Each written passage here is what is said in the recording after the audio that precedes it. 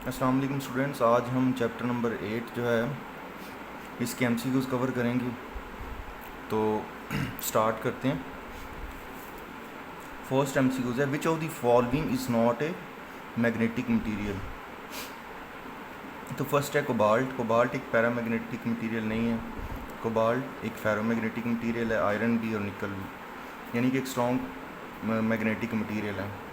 Aluminium जो है paramagnetic material है, यानी कि जब इसके अराउंड मैग्नेटिक फील्ड अप्लाई की जाती है तो ये बहुत ही कम अट्रैक्शन शो करता है, तो यह बहुत ही कम मैग्नेटाइज होता है, ऑलमोस्ट ना होने के बराबर।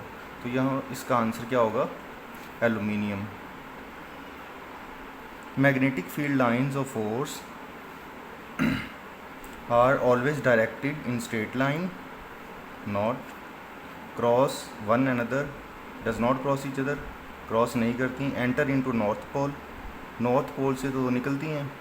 Enter into south pole, south pole में एंटर होती हैं। तो इसका जो आंसर होगा वो होगा लास्ट वाला, enter into south pole. Next, permanent magnets can not be made by soft iron, steel, neodymium और अल्निको। तो परमानेंट मैग्नेट जो हैं वो सॉफ्ट आयरन से नहीं बनाए जा सकते, ठीक है, सॉफ्ट आयरन से नहीं बनाई जा सकती, क्योंकि सॉफ्ट आयरन जो है शील्डिंग के लिए यूज़ होता है। तो वी कैन से दैट इसका आंसर सॉफ्ट आयरन होगा। Permanent magnets are use in circuit breaker. Circuit breaker के अंदर इलेक्ट्रोमैग्नेट यूज़ होता है। लाउड स्पीकर के अंदर परमानेंट मैग्नेट यूज़ होता है।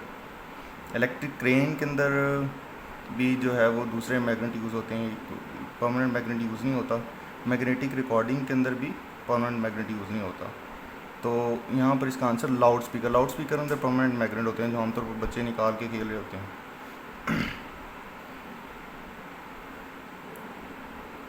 और इलेक्ट्रिक क्रेन्स के अंदर टेम्परेरी मैग्नेट यूज़ होते हैं। A common method use to magnetise a material. Stroking, stroking एक मेथड होता है। हीटिंग है। Place inside solenoid having AC. AC current से तो वैसे भी मैग्नेट कोई भी मटेरियल जो है मैग्नेट नहीं बन सकता, ठीक है, मैग्नेटाइज मटेरियल नहीं हो सकता।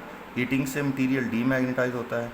हीटिंग से भी, मारने से भी, हीट करने से भी मटेरियल डीमैग्नेटाइज होता है। तो यहाँ पर सिर्फ एक स्ट्रोकिंग मेथड है जिसमें सिंगल और डबल तरीके आ जाते हैं, सिंगल और डबल मेथड आता है। तो यहाँ पर इसका आंसर स्ट्रोकिंग होगा। स्ट्रोकिंग से हम मटेरियल को मैग्नेटाइज कर सकते हैं।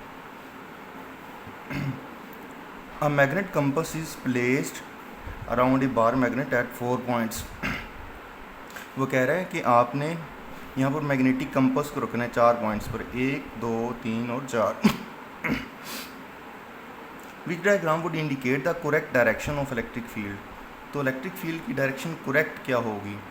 तो अगर यहाँ पर हम मैग्नेट रखेंगे, ठीक है, तो हमने नॉर्थ पोल की डायरेक्शन को देखना है कि नॉर्थ पोल, ये जो एरो है वो नॉर्थ पोल की डायरेक्शन को शो करेगा, ठीक है। यहाँ पर अगर मैग्नेट रखेंगे और कंपस रखेंगे तो नॉर्थ पोल की डायरेक्शन इसके अगेंस्ट होगी, ये ठीक है। अगर यहाँ पर रखेंगे तो नॉर्थ पोल की डायरेक्शन ये होगी। अगर यहाँ पर रखेंगे तो नॉर्थ पोल की डायरेक्शन ये होनी चाहिए, क्योंकि नॉर्थ को रिपेल करेगा। और अगर यहाँ पर रखेंगे तो नॉर्थ की डायरेक्शन अंदर की तरफ होनी चाहिए, ये रॉन्ग है। इसका करेक्ट आंसर जो होगा वो सी होगा। अगर यहाँ पर एक साइड पे यहाँ पर हम कंपस को रखें तो ये जो मैंने आपको बताया, जो एरोज़ लगे हैं ये नॉर्थ की डायरेक्शन को शो करेंगे, जिस तरफ नॉर्थ होगा। तो आप नॉर्थ को आपने जस्ट देखना है। अगर यहाँ पर मैं कंपस रखूँ तो यहाँ पर कंपस रखने से नॉर्थ को रिपेल करेगा, यानी डायरेक्शन बाहर की तरफ। अगर मैं यहाँ पर कंपस रखूँ, ठीक है, तो नॉर्थ जो है वो नॉर्थ को रिपेल करेगा, डायरेक्शन इस तरफ। यहाँ पे रखूँ नॉर्थ को रिपेल करेगा, डायरेक्शन इस तरफ। अगर यहाँ पे रखूँ तो जो नॉर्थ है वो साउथ की तरफ अट्रैक्ट होगा, तो ये डायरेक्शन। तो इसका करेक्ट आंसर जो होगा वो सी होगा। नेक्स्ट पार्ट है, a steel rod is magnetised by double touch stroking method, which one would be the correct polarity and A B magnet. So यहाँ पर वो कह रहा है कि ए बी मैग्नेट जो है इसकी करेक्ट पोलैरिटी क्या होगी। स्टूडेंट्स, यहाँ पर हम क्या करेंगे, स्टूडेंट्स इसमें करना क्या है, यहाँ पर हमने क्या करना है, एक स्टील रॉड है, आपने 2 मैग्नेट लेने हैं, एक मैग्नेट का नॉर्थ है, दूसरे का साउथ नीचे रखना है, यानी कि इसका आपने इसको ऊपर स्ट्रोक करना है, रगड़ना है, ठीक है। तो नॉर्थ को यहाँ पर रख के हम ऐसे लेके जाएंगे दबा के, साउथ को हम यहाँ पर रख के इस डायरेक्शन में लेके जाएंगे, यानी कि ऐसे। ये देखें, ये स्टील रॉड है, ये स्टील रॉड है, एक मैग्नेट ये है और दूसरा मैग्नेट ये रखा हुआ है, ठीक है। तो हम क्या करेंगे, इस स्टील रॉड के ऊपर इसको स्ट्रोक करेंगे।